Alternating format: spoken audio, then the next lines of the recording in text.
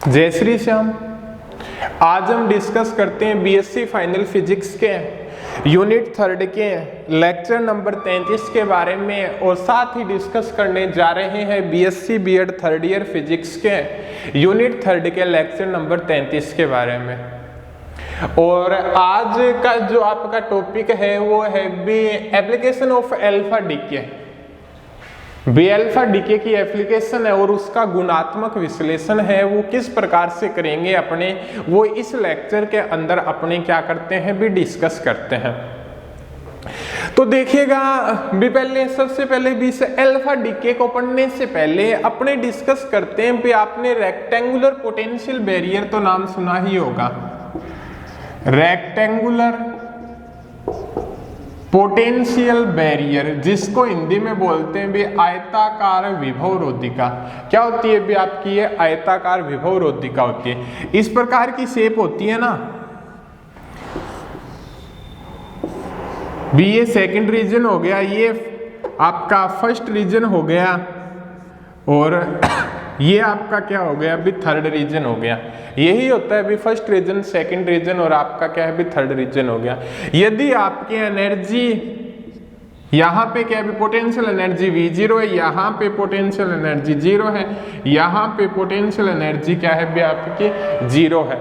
यदि ये कंडीशन हो, यदि क्या है भी कोई पार्टिकल इसके अंदर क्या है भी बाईं ओर से प्रवेश करता है, यदि उसकी एनर्जी सेकेंड रीजन के अंदर पोटेंशियल एनर्जी से 0 है, तब उस कंडीशन के अंदर क्या होता है भी वो आपतित होगा और परावर्तित होगा, साथ में क्या होगा भी वो पारगमित भी होगा। क्या होगा भी वो साथ में पारगमित भी होगा। ये ओनली क्या होता है भी क्वांटम मैकेनिक्स के अंदर होता है।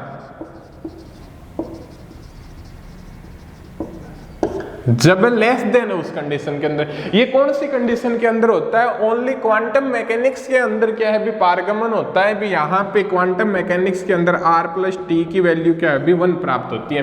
क्लासिकल मैकेनिक्स के अंदर क्या है भी इस प्रकार की कंडीशन नहीं होती। तो इस इफेक्ट को क्या बोलते हैं, इस रीजन के इस इफेक्ट को क्या बोलते हैं भी सुरंग प्रभाव बोलते हैं।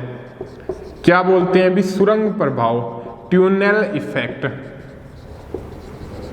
ये भी एग्जाम के अंदर क्या है भी सुरंग प्रभाव भी सीधा पूछ लिया जाता है, तो आपका टॉपिक ये रहेगा रेक्टेंगुलर पोटेंशियल बैरियर का।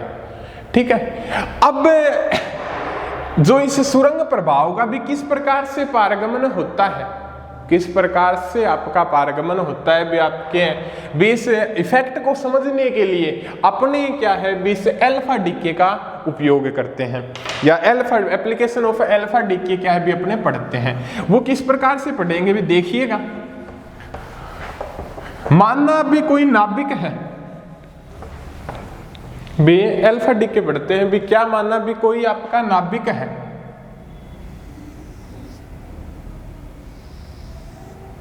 कोई क्या है भी नाभिक है। ठीक है, अब इस नाभिक से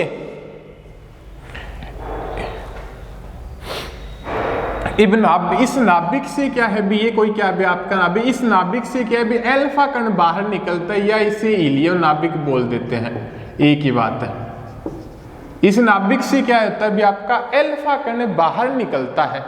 ठीक है, तो जब इस नाभिक से क्या है भी इसके अंदर भी अल्फा कण हो गया, तो और भी होंगे कुछ कण जो इसके अंदर क्या होंगे भी विद्यमान होंगे भी, और भी इसके कण जो अंदर क्या होंगे भी इसके अंदर विद्यमान होंगे भी। कहने का मतलब आपका कोई न्यूक्लियस मान लिया, और उस न्यूक्लियस से क्या है भी आपका अल्फा कण क्या होता है भी बाहर निकलता है, या उसका डीके करवाते हैं, तो इसके अंदर और भी कुछ कण विद्यमान होंगे।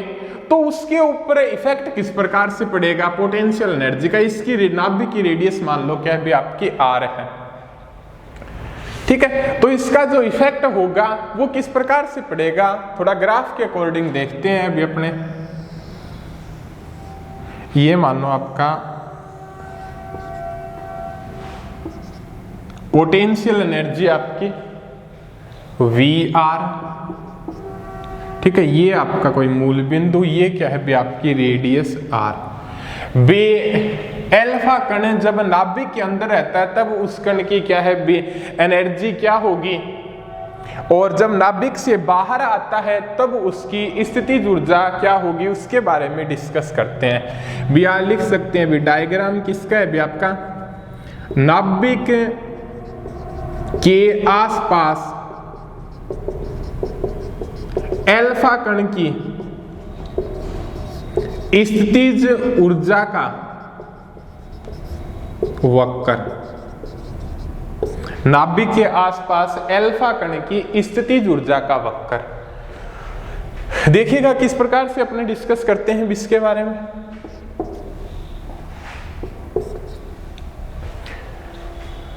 पहले क्या है भी आपका कोई नाभिक है, ठीक है, नाभिक की रेडियस क्या है भी आपके मान लो क्या है भी नाभिक की रेडियस क्या है भी r है, और इस नाभिक से क्या है भी कोई अल्फा कण क्या है भी अपने डीके करवाते हैं, अल्फा कण क्या है भी इससे बाहर निकालते हैं। तो नाभिक के अंदर अल्फा कण की पोटेंशियल एनर्जी क्या होगी और नाभिक से बाहर आने के बाद इसके पोटेंशियल एनर्जी के अंदर क्या इफेक्ट पड़ेगा उसके बारे में क्या है भी अपने डिस्कस करते हैं।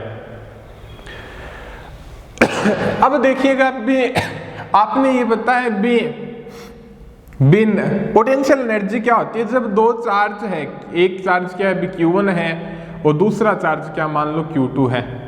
भी आप मानो भी एक दो चार्ज मतलब एक Q हो गया और दूसरा चार्ज Q हो गया तो पोटेंशियल एनर्जी क्या हो जाएगी Q/R हो जाएगी, ठीक है। तो ये पोटेंशियल एनर्जी यहाँ पे क्या होगी पॉजिटिव प्राप्त होगी किस कंडीशन के अंदर, जब इनके अंदर क्या है रिपल्सन फोर्स लगता है, रिपल्सन फोर्स लगता है। और यदि एक चार्ज आपका पॉजिटिव है दूसरा चार्ज आपका नेगेटिव है तो ये क्या हो जाएगी Q/R। यहाँ पे पोटेंशियल एनर्जी क्या होगी नेगेटिव होगी जब क्या रखता है भी आपका अट्रैक्शन फोर्स लगता है, अट्रैक्शन फोर्स लगता है भी आपका आकर्षण बल लगेगा। उस कंडीशन के अंदर आपकी जो पोटेंशियल एनर्जी होगी Q1/Q2/R ही होता है वो क्या होगी भी आपकी नेगेटिव होगी। पोटेंशियल एनर्जी क्या होगी आपकी नेगेटिव होगी जब क्या है भी उन दोनों चार्जों के मध्य क्या भी आपका अट्रैक्शन फोर्स लगता है। और यहाँ पे आपकी पोटेंशियल एनर्जी पॉजिटिव होगी किस कंडीशन के अंदर, जब आपका दो चार्जों के मध्य क्या है भी रिपल्सिव फोर्स लगता है। तो यहाँ पे क्या बताता है भी इसके मध्य अल्फा कण है, इसके मध्य क्या भी अल्फा कण है, ठीक है। तो यहाँ पे ये अन्य के साथ क्या भी नाभिक के अंदर जो सारे कण उपस्थित होते हैं, नाभिक के अंदर हमेशा क्या लगता है भी आकर्षण बल लगता है, वो चार्ज के ऊपर डिपेंड नहीं करता। ये बात तो आपने पढ़ी होगी भी न्यूक्लियस के अंदर जो सारे जो कण होते हैं वो हमेशा आकर्षण बल के द्वारा क्या है भी बंधे होते हैं। तो यहाँ पे जो आकर्षण बल लगेगा तो इसके अंदर इनकी पोटेंशियल एनर्जी होगी वो क्या होगी भी आपकी नेगेटिव होगी। इसके अंदर जो पोटेंशियल एनर्जी होगी वो क्या होगी भी आपकी नेगेटिव होगी, क्योंकि अल्फा कण का अन्य के साथ कोई भी आपका अट्रैक्शन फोर्स के साथ बंधे हुए होते हैं, जिसके कारण पोटेंशियल एनर्जी क्या होगी भी आपकी नेगेटिव होगी। अट्रैक्शन फोर्स लगेगा तो पोटेंशियल एनर्जी नेगेटिव। तो ये मानिएगा -V0 किस कंडीशन तक रहती है ये आपकी R तक, किस कंडीशन तक रहती है भी ये आपकी R तक रहती है। भी आपकी R फैक्टर तक पोटेंशियल एनर्जी क्या रहेगी भी आपकी, ये तो ऊपर का मैं बाद में बता दूंगा भी, ठीक है। ये आपकी 0 से लेके R तक इसके मध्य आपकी पोटेंशियल एनर्जी क्या रहेगी भी नेगेटिव रहेगी। क्या रहेगी भी आपकी नेगेटिव रहेगी। जब यहां से बाहर निकलेगा तो उसका पोटेंशियल एनर्जी क्या होगा, उसके ऊपर किस प्रकार से इफेक्ट पड़ेगा। यहां से एक बार थोड़ा सा मैं बता दूं, यहां से जब बाहर निकलेगा तो यहां से क्या भी अल्फा कण क्या हो गया अभी बाहर आ गया। अल्फा कण क्या होता है भी आपका 2He4 होता है, इसके ऊपर चार्ज क्या होता है +2E होता है। और नाभिक के अंदर क्या होते हैं भी प्रोटॉन उपस्थित होते हैं। तो इस +2E में और इसके मध्य हमेशा क्या होगा भी जब अल्फा कण अंदर है इस कंडीशन के अंदर अट्रैक्शन फोर्स लगता है, क्योंकि नाभिक के अंदर जो फोर्स लगने वाला आवेश के ऊपर डिपेंड नहीं करता। तो वहां पे पोटेंशियल एनर्जी क्या हो जाएगी भी नेगेटिव हो जाएगी, ठीक है। अब यहां से यदि अल्फा कण बाहर निकलता है अल्फा कण पे चार्ज क्या होता है भी आपका +2e। तो इसके अंदर जो प्रोटॉन उपस्थित है उनके मध्य कौन सा फोर्स लगेगा, रिपल्सिव फोर्स लगेगा, रिपल्सिव फोर्स लगेगा। यहाँ पे पोटेंशियल एनर्जी क्या होगी भी आपकी पॉजिटिव होगी, पोटेंशियल एनर्जी क्या होगी भी आपकी पॉजिटिव होगी। तो पोटेंशियल एनर्जी किस प्रकार से चेंज होगी वो इसके अंदर क्या है भी डिस्कस करते हैं। बस इतना पता तो हमें लग गया भी पोटेंशियल एनर्जी जब इस R से बाहर निकल जाएगा, इस रेडियस R को पार कर देगा, तब अल्फा कण के कारण जो पोटेंशियल एनर्जी होगी वो पॉजिटिव हो जाएगी। तो वो किसके ऊपर डिपेंड करेगी भी आपकी पोटेंशियल एनर्जी VR किस कंडीशन के अंदर R greater than R, R की वैल्यू क्या है भी आपकी कैपिटल R से क्या है भी बड़ी है, इससे क्या होगी भी आपकी बाहर होगी। तो उस कंडीशन के अंदर आपकी पोटेंशियल एनर्जी क्या होगी भी K1/4πε0 Q1 Q2 R, यही होता है। क्या होता है भी आपका K Q1 Q2 R। एक चार्ज आपका क्या हो गया भी अल्फा कण का चार्ज हो गया, वो क्या हो गया भी आपका +2e। दूसरा चार्ज क्या हो गया भी आपका, यदि नाभिक पर आवेश मान्य, यदि नाभिक पर आवेश मान्य प्रारंभ में Z है, नाभिक पर क्या है भी आवेश क्या मान्य भी आपका Z है, तो यहां पे जो बचा हुआ नाभिक होगा आपका अवशिष्ट नाभिक, क्या बोल देंगे भी आपका अवशिष्ट नाभिक।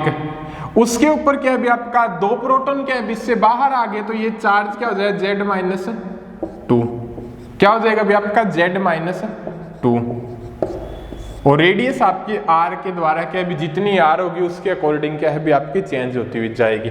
Z-2e यही होगा आपका चार्ज, यही होगा। तो VR इक्वल टू क्या लिख सकते हैं भी अपने 2Z-2e² और 1/4πε0 R ग्रेटर देन R की कंडीशन के अंदर ये चीज आ जाएगी भी आपके। ये क्या हो जाएगी भी आपकी पोटेंशियल एनर्जी आ जाएगी किस कंडीशन के अंदर, जब नाभिक से बाहर निकलेगा और इसके अंदर क्या है भी रिपल्सिव फोर्स लग रहा है, रिपल्सिव फोर्स लगेगा, तब क्या होगी पोटेंशियल एनर्जी आपकी क्या होती है भी पॉजिटिव होती है। पोटेंशियल एनर्जी क्या होती है भी आपकी पॉजिटिव होती है। अब ये किस प्रकार से चेंज होगी ये बताता है। यदि इससे एकदम बाहर आता है तो पोटेंशियल एनर्जी क्या होती है भी यहाँ पे मैक्सिमम होगी, मैक्सिमम भी बता देंगे भी यहाँ पे क्या है भी आपकी पोटेंशियल एनर्जी क्या होगी मैक्सिमम होगी। उसके साथ साथ जैसे जैसे यहाँ पे होगा भी R दूरी के ऊपर डिपेंड करेगी, और तो सारे क्या है भी कांस्टेंट फैक्टर हो जाएंगे। तो जैसे जैसे दूरी बढ़ेगी वैसे वैसे पोटेंशियल एनर्जी क्या होती जाएगी भी आपकी डिक्रीज होती जाएगी। जैसे जैसे आपकी दूरी बढ़ेगी पोटेंशियल एनर्जी क्या होती जाएगी भी आपकी डिक्रीज होती हुई जाएगी। ठीक है भी R के ऊपर पोटेंशियल एनर्जी आपकी क्या होगी मैक्सिमम होगी, और जैसे जैसे दूरी बढ़ेगी आपकी पोटेंशियल एनर्जी क्या होती जाएगी भी डिक्रीज होती जाएगी। 2Z-2e² 4πε0 और R, ये है भी आपका पोटेंशियल एनर्जी का फैक्टर किस कंडीशन के अंदर, जब R ग्रेटर देन R हो। ठीक है, तो यहां से क्या होगा भी जैसे जैसे इससे दूरी बढ़ेगी पोटेंशियल एनर्जी आपकी क्या होती जाएगी भी डिक्रीज होती जाएगी।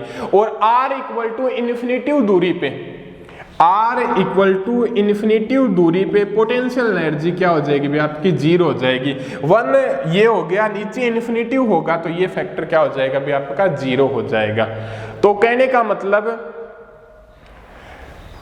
अपने क्या डिस्कस कर रहे थे भी नाभिक के अंदर जो आपका अल्फा कण उपस्थित होता है उस कंडीशन के अंदर आपकी पोटेंशियल एनर्जी क्या होगी नेगेटिव होगी, और जब वो नाभिक से अल्फा कण, किसी नाभिक से यदि अल्फा कण बाहर आता है तब उसकी पोटेंशियल एनर्जी क्या होगी भी पॉजिटिव होगी, और जैसे जैसे दूरी बढ़ती जाती है वैसे वैसे पोटेंशियल एनर्जी क्या होती जाती है भी अल्फा कण की घटती हुई जाती है। ये हो गया भी आपका एक ग्राफ। अब देखते हैं भी अपने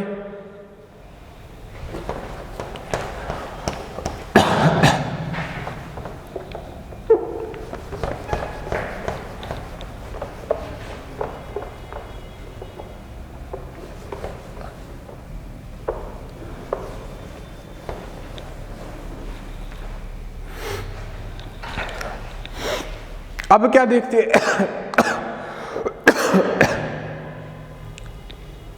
यदि ई ऊर्जा के कोई कण को, यदि यहां पे कंडीशन क्या मान रहे हैं,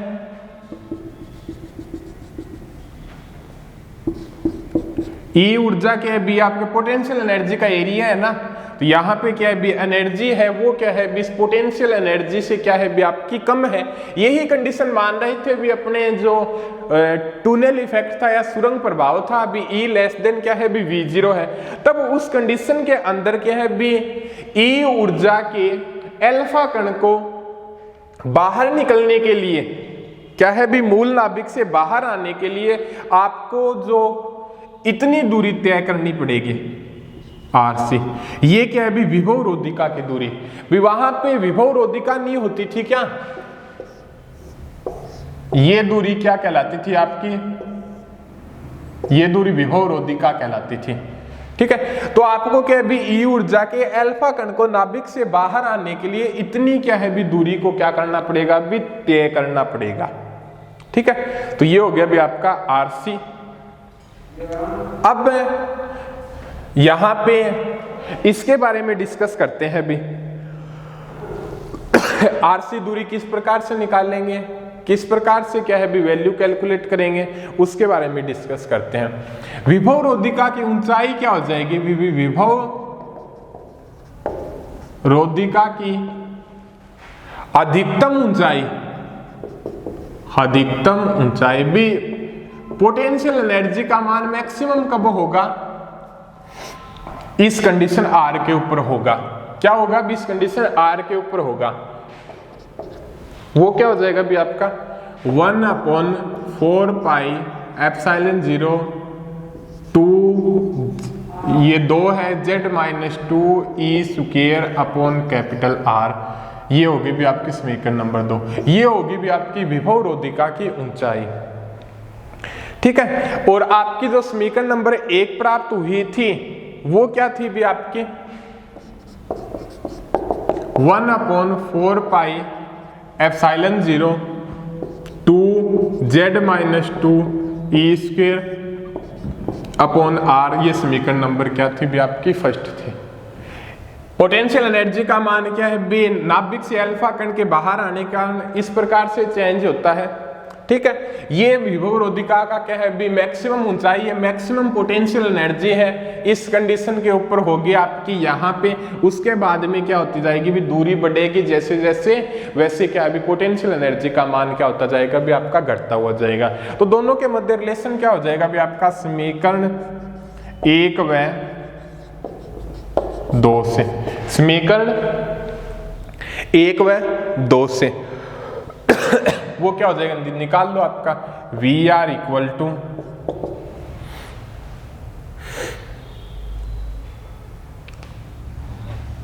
V0 upon R capital R। यही आएगा ना, ये रिलेशन आ जाएगा भी आपका। ठीक है, ये हो गया भी आपका समीकरण नंबर 3। इस रिलेशन की क्या है, भी आपको जरूरत भी पड़ेगी। अब देखिएगा, अब ये बताता है भी अल्फा कण की ऊर्जा क्या होती है भी। ठीक है, और आपकी जो क्या है भी, एक तो अल्फा कण की ऊर्जा हो गई, और एक जो विभव रोधिका की जो मैक्सिमम ऊंचाई होती है वो क्या होती है भी, उसके बारे में डिस्कस करते हैं। विभव रोधिका की ऊंचाई कितनी होती है, अल्फा कण की ऊर्जा कितनी होती है, उसके बारे में डिस्कस करते हैं। यहां तो कंप्लीट हो गया, पोटेंशियल एनर्जी मैक्सिमम हो गया, किस प्रकार से चेंज होगी उसके बारे में भी डिस्कस किए अपने। ठीक है, ये दूरी के सापेक्ष क्या है भी अकॉर्डिंग क्या है भी चेंज हो रही है। अब डिस्कस करते हैं भी अपने किस नाभिक से यदि बाहर आता है। ठीक है, यदि अपने मानने भी कोई अल्फा नाभिक, अल्फा नाभिक मानने भी 92 यूरेनियम 238 कोई नाभिक है, इससे क्या है भी आपका बाहर आता है 90 थोरियम 234 + 2 He4 भी। ये आपका कोई ये आपका कोई नाभिक है, इस नाभिक से क्या है भी आपका कोई अल्फा कण क्या होता है भी डीके होता है। इस नाभिक से क्या होता है भी आपका अल्फा कण क्या होता है भी आपका डीके होता है।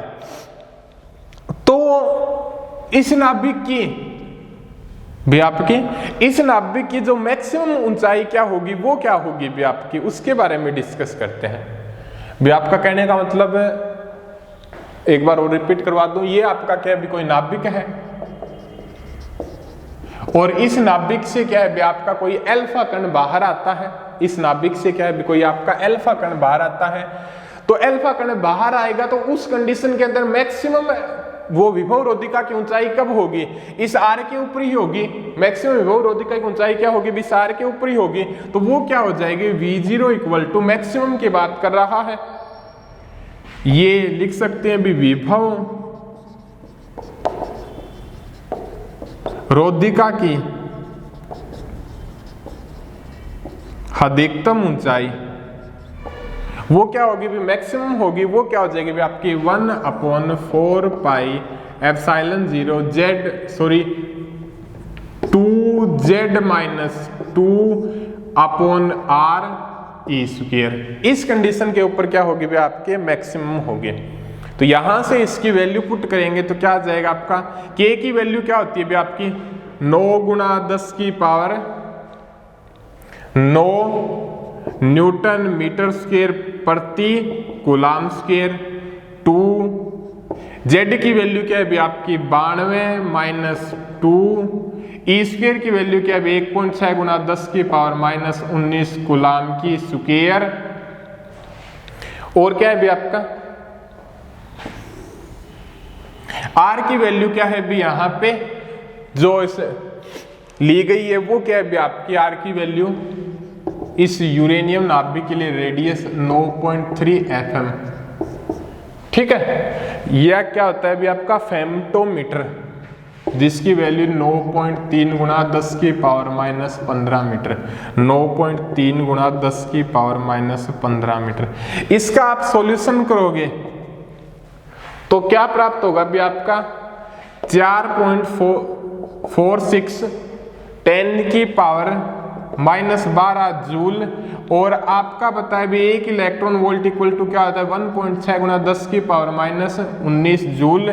तो आपका V0 इक्वल टू क्या होगा 4.46 × 10 की पावर माइनस 12 और 1 जूल इक्वल टू क्या हो गया 1/1.6 × 10 की power minus 19 coulomb electron volt. यही हो जाएगा।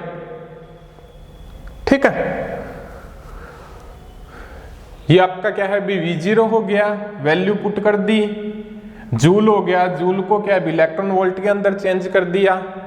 1 जूल के अंदर क्या हो जाएगा 1/1.6 × 10 की पावर माइनस 19 इलेक्ट्रॉन वोल्ट के अंदर चेंज हो गया। यहां से जो सारी वैल्यू कैलकुलेट करेंगे V0 की वो आएगी आपके 28 मेगा इलेक्ट्रॉन वोल्ट। क्या जाएगी भी आपके 28 मेगा इलेक्ट्रॉन वोल्ट। कहने का मतलब आपका क्या बताता है भी यहां पर